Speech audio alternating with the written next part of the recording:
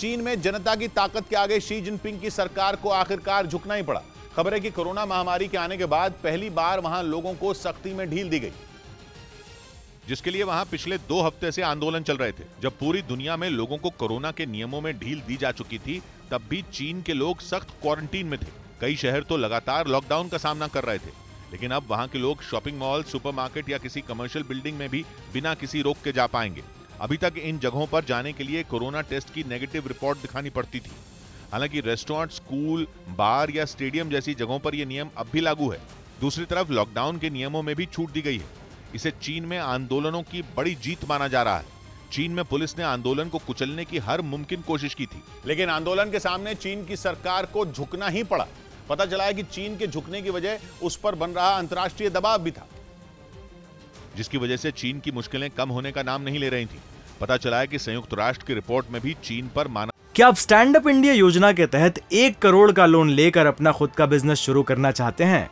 तो freedom app को download करें और इसकी पूरी जानकारी अभी प्राप्त करें। अधिकारों के उल्लंघन का आरोप लगा था। लॉकडाउन और क्वारंटीन का हाल चीन में ऐसा रहा कि वहां के बच्चों को खाना और दूध तक मिलना मुश्किल हो गया था। महामारी से लड़ने के लिए दुनिया के किसी भी देश ने लोगों पर ऐसा जुल्म नहीं किया था जैसा चीन में अब तक हो रहा था। वहीं खबर है कि चीन ने लोगों को क्वारंटीन करने के लिए जो सुविधाएं तैयार की थी, वो लोगों को और बीमार करने वाली थी, क्योंकि बीमार लोगों को कंटेनर में बंद कर दिया गया और लोगों को जबरदस्ती इस तरह के कंटेनरों में बंद किया गया।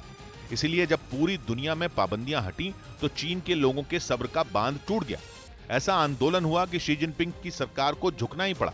इस बीच दावा किया गया कि हांगकांग में बैठे साइबर हैकर के गिरोह ने मेडिकल के क्षेत्र में रिसर्च करने वाली संस्था ICMR का सर्वर हैक करने की कोशिश की, लेकिन वो इसमें कामयाब नहीं हो पाए।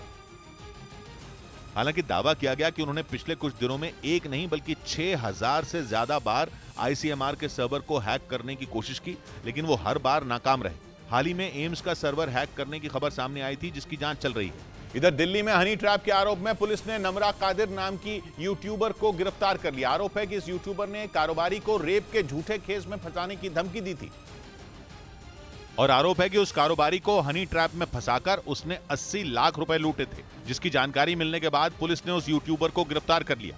इस मामले में पुलिस उसके पति की भी तलाश में जुटी है।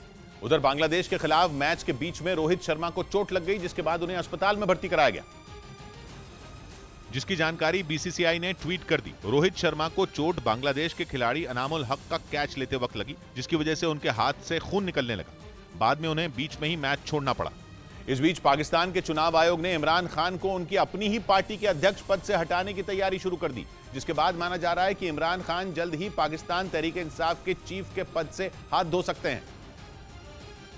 और अगर ऐसा हो गया तो इमरान खान का राजनीतिक जीवन खत्म हो सकता है, क्योंकि इमरान खान को ही उनकी पार्टी PTI का कर्ता धर्ता माना जाता है।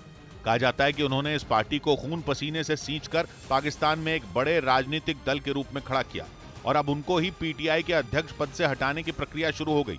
पाकिस्तान के मीडिया के मुताबिक वहां के चुनाव आयोग ने इमरान खान को इसके लिए नोटिस भी भेजा और उन्हें ये नोटिस तोशखाना केस में भेजा गया है। तोशखाना केस में ही इमरान खान को संसद की सदस्यता से हाथ धोना पड़ा था, जब पाकिस्तान के चुनाव आयोग ने झूठी जानकारी देने के आरोप में उन्हें अयोग्य घोषित कर दिया था।